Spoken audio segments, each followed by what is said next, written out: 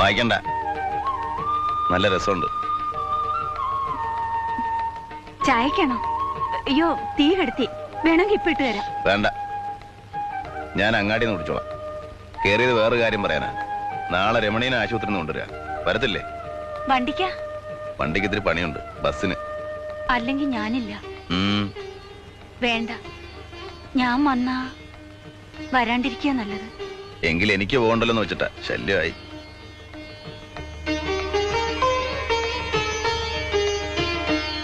ഒന്ന് നിന്നേ,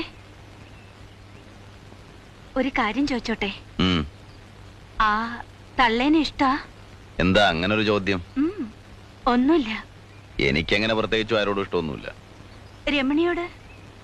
നീ എന്റെ വായിരിക്കണ നല്ല വാക്ക് കേൾക്കണം. അതിനാണ് ഈ വക ചോദ്യങ്ങളൊക്കെ.